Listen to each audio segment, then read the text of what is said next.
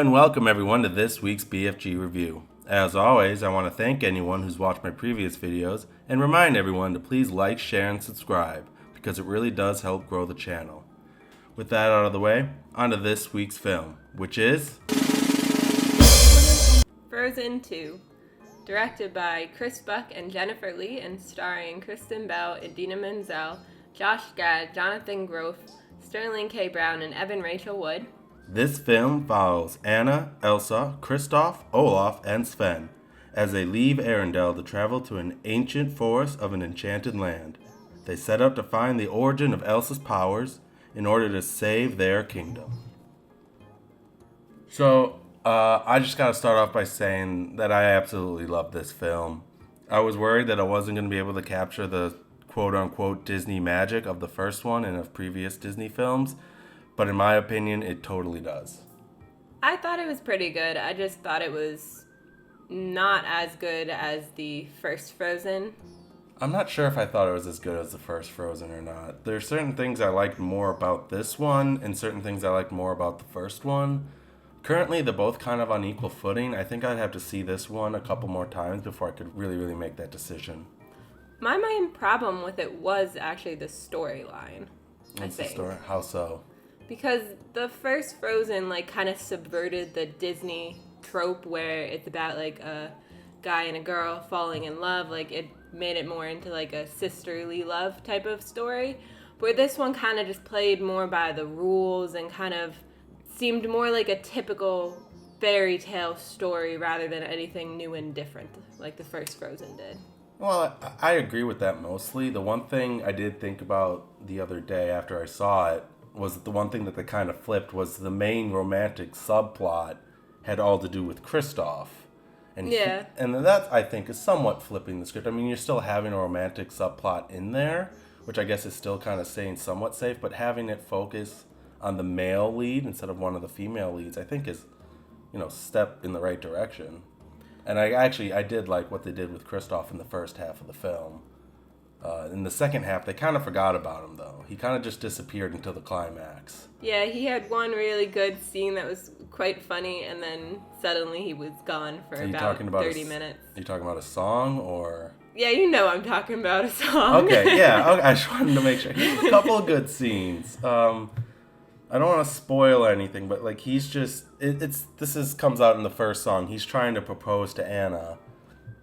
That he makes that decision at the beginning of the film, and of course hijinks ensue as he tries throughout the first half of the film.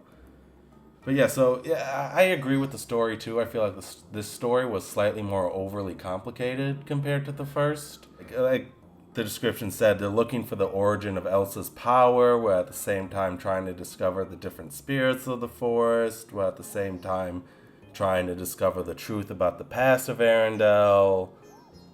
And then they throw in the subplots with Olaf. He's trying to figure out mortality. I will say, I actually kind of like that. I actually really liked his song, Everything Makes Sense When I Am Older. And I think it's a great little... It's very satire-ish, if that's a word, where, he's kind of giving the kids hope in the audience, everything will make sense when you're older, but the adults are kind of chuckling because, haha, no, it doesn't. Yeah, they had a few good themes like that, Olaf's growth as a snowman, Anna's growth as a sister, and then Elsa's growth in herself. They did have a few good themes. I think they needed to lean more heavily into particularly having a solid theme of everyone's growing rather than splitting it up.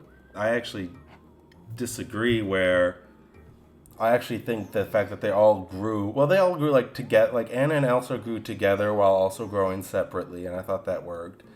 Yeah, Kristoff and Olaf were just kind of by themselves growing, and they had their own subplots, but I thought it still worked, and I thought there was a very concrete overall theme of growth, and the only thing that's guaranteed in this life is change, and I thought that was a decent lesson for both kids and adults, and I do agree that it's a good lesson, but I wish they kind of did what they did in the first film and had those lessons be learned as a group when they're all together, rather than literally almost Each splitting one learns. every single character up into its own different growth story.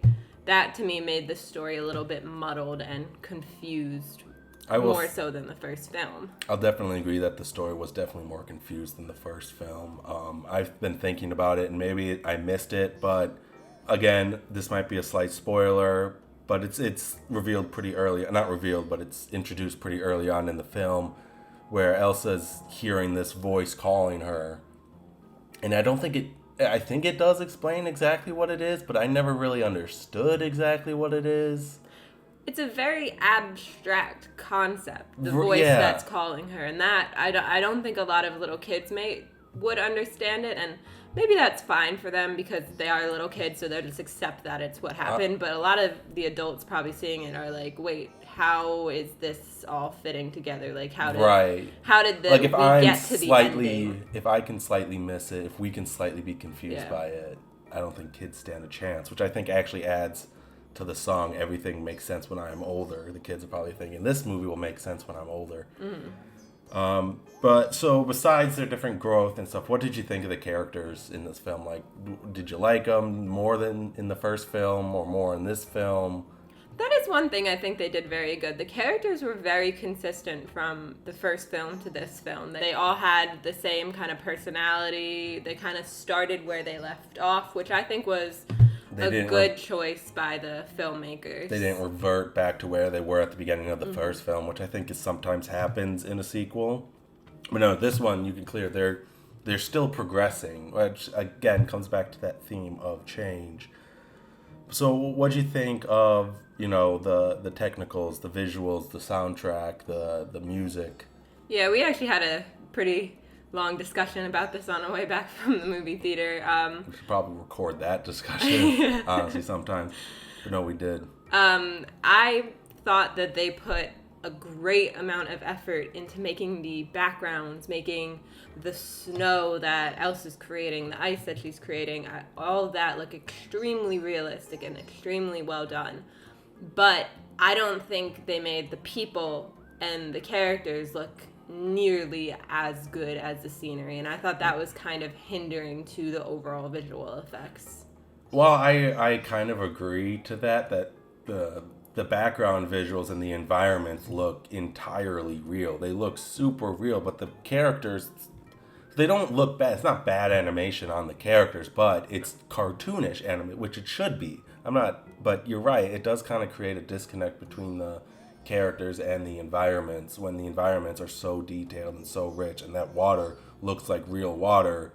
I will say though, some of the visuals for the musical numbers were breathtaking, because especially Elsa's big song in this, her new Let It Go, as it were, Into the Unknown, that the first version, not the reprise of that, the visuals on that, I'll say, literally brought me to tears. They were so good and worked so well with the music. It was just stunning. I didn't know he cried in this one, but I think I also might be a little biased because my favorite movie ever, probably at this point, is How to Train Your Dragon 3. And if you've seen that movie, you'll know that that animation, even though it's by a different studio, it cannot be beat at this point. There's no one who has or probably will do anything that good for a couple of years. Sorry. Were there any standout moments for you? Well, actually, before we get into that, the music, what did you think? Do you like the first Frozen soundtrack more? Are there certain songs that you like this one more? As probably anyone who knows me can tell you, I'm not really big into musical theater type productions, and the songs in this movie were very musical theater-y. Honestly, my favorite song in this was probably, what was it called? Into the Unknown? Into the Unknown. But in the credits done by Panic at the Disco. I will say, this is one of the first times where, the pop version of the song that Disney always does, I thought it was really good. I don't want to say better, because they're so different. I'll say better. Idina Menzel's is, a Broadway performance. And Panic at the Disco's is a radio performance. Mm-hmm. What are your last thoughts on this? My final thoughts is I love the film. I love the animation, the music. Honestly, there's only like really 2 or 3 songs in this that I absolutely loved, and the other ones I just thought were kind of okay. Don't listen to the soundtrack until you see the movie. I'll say that too, because there's some visuals that go along with this soundtrack that are so stunning that you should experience them for the first time. And they're also so funny that you need to experience it for the first time. I'm looking at you, Christoph. Yeah, I love the film. Maybe a little too complicated for a Disney film, but overall I liked it. I really, really liked it. You? I thought it was pretty good. I'm not going to rush to the theaters to see it again, but I like the overall messages from the film. The visuals weren't bad. The music wasn't horrible. Personally, I wish they leaned more heavily into an environmental theme because they had it in their hands and they just didn't fully go with it. I thought that could have added a lot of depth to the movie. But yeah, it wasn't bad. Definitely take your kids to see it. All right, so I would definitely give Frozen 2 an A- letter grade. I'd probably give it a B-. So, those are our thoughts on the film. Let us know your thoughts on the film, as well as your thoughts on the drawing in the comment section down below. And don't forget to like, share, and subscribe, and hit that bell notification icon to be notified anytime I put up a new video. Thanks everyone, and have a great day. Bye!